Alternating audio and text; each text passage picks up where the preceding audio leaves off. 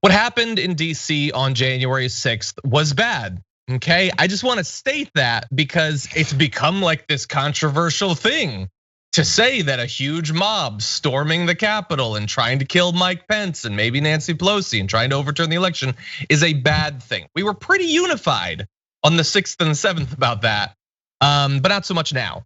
And even an investigation by Congress into what happened is now looking like it might not happen. And I think in part that is due to the effect of Fox News and Donald Trump, as so many of the bad things in America are.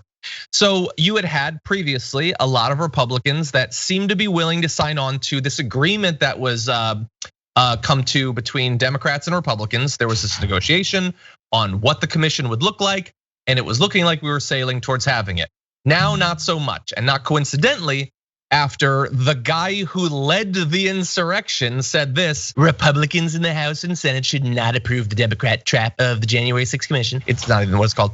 It's just more partisan unfairness, and unless the murders, riots, and fire bombings in Portland, Minneapolis, Seattle, Chicago, and New York are also going to be studied, this discussion should be ended immediately. Republicans must get much tougher and much smarter and stop being used by the radical left. Hopefully Mitch McConnell and Kevin McCarthy are listening. Well, I mean, when you put it so eloquently. But yeah, no, apparently JR, they were listening, with Senate Minority Leader Mitch McConnell telling his fellow Republicans during a closed door caucus lunch on Tuesday that he can't support it in its current form. Prominent concern that was raised at this lunch was that it could be used to weaponize to subpoena members. You know, like if they might have aided the insurrection. We wouldn't want that. No, it's not that we wouldn't want them to aid the insurrection. We wouldn't want them to be investigated for it. There's also concerns that it might alienate members of the GOP base, as well as former President Trump, who was impeached for inciting the riot. Alternatively, they recognize that if any investigation is going to take place, it's better to have a hand in investigating it than to allow Democrats to be fully in control. So there's certainly more and more of the Republicans responding to what Trump said. But JR, what do you think about this? Well, first of all, starting right at the top with Trump's statement and his marching orders for his Republicans to do what he tells them to do as he's out of power and out of office. Let's keep reminding everyone of that. So he starts up with the Democrat trap of the January 6th Commission. So if it's a trap, what could they be trapping you in doing? I thought everything was on the up and up. I thought everything was perfect. I always hear about, this goes way back to Bush days, even before that. If you're not guilty of any crimes, what are you afraid of? Why can't you testify? Why can't you talk about what happened? Why can't you talk about what was said between you and Kevin McCarthy on that day too? If you can't talk about all those things because it's a trap, what would that trap result in? Culpability, convictions, charges, things like that maybe? I don't know. Maybe discovering exactly who was a part of it and how they were part of it and how elected officials allow it to continue to happen. Yeah. Specifically you, elected official Donald Trump at the time, no longer elected official. So first off, there's that trap. So he automatically points out that, hey, you guys, we're in trouble and we have to continue to avoid it. And also this insertion of Republicans being a part of the commission so they can help with the investigation or be a part of the investigation. In other words, to derail it, to make sure we throw in some wrenches into the system to make sure this doesn't go smoothly. There's no way there's anything about this that they've said before that would allow anyone to believe they have any interest in investigating what happened on January 6th. They know what happened on January 6th. They don't want everyone else to know what happened on January 6th. That's true. That is definitely true. And look, to some extent, I'm mad about the way this is being discussed. Even I guess, kind of the way I've presented it. Sort of. I mean, we're gonna quickly move past that, but this is like the Republicans are against this bipartisan commission. Will there be a commission? Will the Republican concerns win out?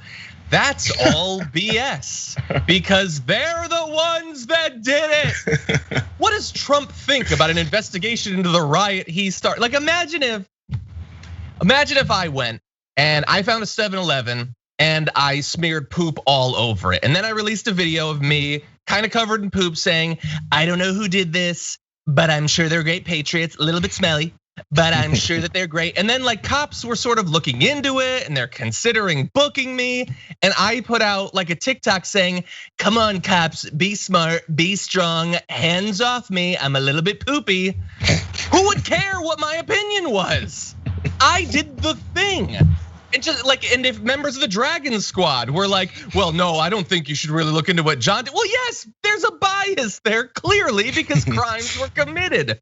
You guys tried to overthrow the election. And the fact that you failed is used as a defense by your side constantly. Tucker Carlson loves to joke that it was just some people with debt, and there's a guy in a Chewbacca costume. Yeah, you guys tried to overthrow it and you suck at it. You couldn't get enough people and you couldn't get it done. But rest assured that if they had 3 times as many people, if more of the people had brought guns and bombs, which some of them did, and they had succeeded, then what would Tucker Carlson be in a bunker saying, I've had to turn against the Republicans because they've gone down a dark road? No, you guys just failed, and your failure is not a defense against investigation, or at least it shouldn't be. I want to remind everyone, in case we forgot, because no one's forgotten, but just to be connected to every time they try to make a new excuse. Remember when it was Antifa and BLM people who were actually dressed as MAGA running into the Capitol? I remember that excuse. So if it was MAGA, if it wasn't MAGA, but if it was actually BLM and Antifa, shouldn't you be open to investigating to find and uncover who these radicals are, these leftists that posed as MAGA to run into the Capitol? Everyone should be open to this January 6th commission because we're gonna expose the lie about who was actually there, because you guys told us that it was actually someone else. Did we forget that part? No, and like not only did the Antifa, the radical BLM terrorists, not only did they do this, but they did this while smearing, not poop this time, but smearing the good name of Donald Trump with all those flags.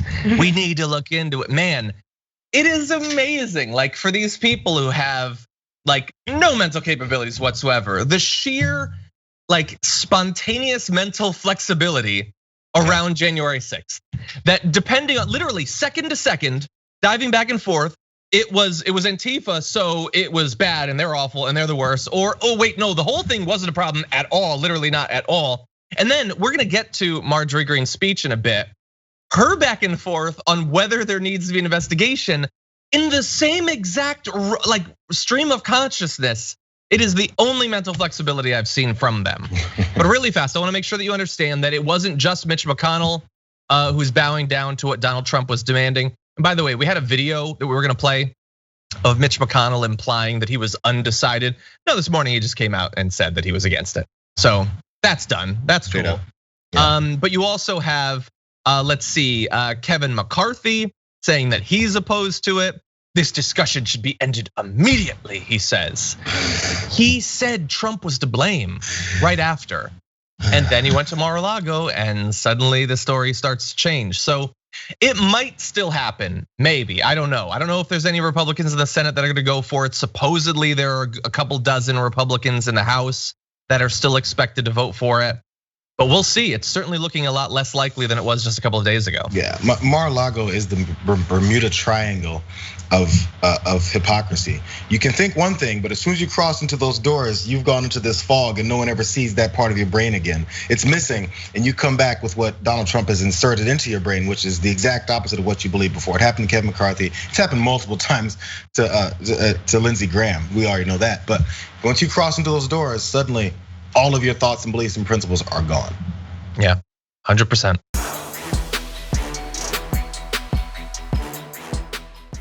Check out the Damage Report podcast each day, wherever you get your podcasts, whether Pocket Casts or Stitcher or iTunes. You can join me as I give you the news and stories you want, with a range of co-hosts and interview guests jumping in on the fun each day. Again, that's the Damage Report, wherever you get your podcasts. And if you get them at iTunes, don't forget to rate and review. Sometimes I'll read them live on the show.